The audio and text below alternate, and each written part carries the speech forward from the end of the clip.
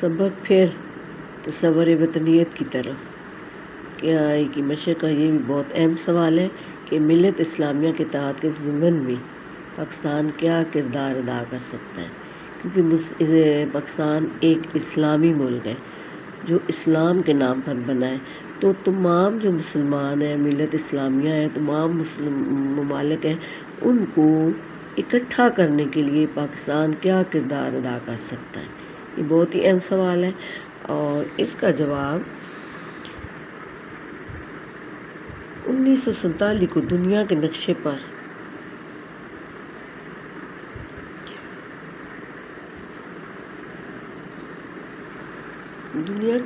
پر ابھرنے والا ملک پاکستان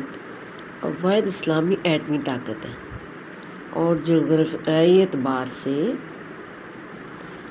وسطی ایشیائی ممالک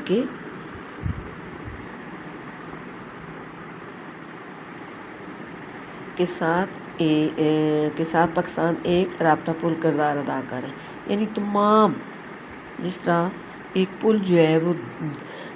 جب پانی پر بنایا جاتا ہے تو وہ ارد گرد کی آبادیوں کو آپس میں جوڑتا ہے، تو بالکل اسی طرح پاکستان جو ہے وہ ایک پل کا کردار ادا کر رہا ہے تمام اسلامی ممالک کو آپس میں جوڑنے کے لیے۔ اور تمام اسلامی ممالک کے ساتھ پاکستان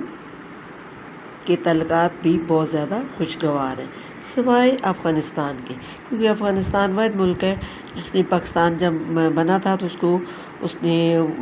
نہیں کیا تھا،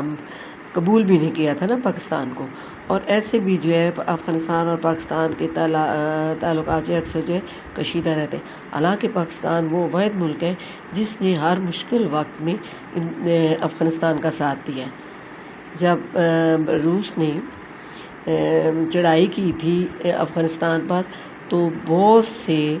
افغان مہاجرین کو پاکستان نے جنرل ضیاء کے دور کی حکومت میں انہوں نے پاکستان میں ان کو پناہ دی تھی، لیکن اس کے باوجود افغانستان جو ہمیشہ پاکستان کے ساتھ تعلقات اچھے نہیں رکھتا۔ اب پاکستان کو اللہ تعالیٰ نے بہت سے وسائل سے مالا مال کیا ہے، وسائل اس کے پاس بہت زیادہ ہیں، اور اسلامی ذہن رکھنے والے پرخلوص لوگوں کی بھی پاکستان میں کمی نہیں ہے، ٹھیک ہے۔ اس لیے سفارتی سطح پر اگر باقاعدہ منصوبہ بندی کے تحت کوشش کی جائے تو وہ دن دور نہیں جب تمام اسلامی ممالک علاقائی تعصب سے بالاتر ہو کر یا اسے چھٹکارا پا کر، اس چیز کو چھوڑ کر، تعصب کو چھوڑ کر اپنا ایک الگ منظور بلاک پر تشکیل دے سکتے ہیں، یعنی سارے اسلامی ممالک اکٹھے ہو سکتے ہیں۔ لیکن یہ تب ممکن ہے کہ جب مسلم ممالک میں متعین کیے جانے والے سفارتکار، یعنی وہ لوگ جن کو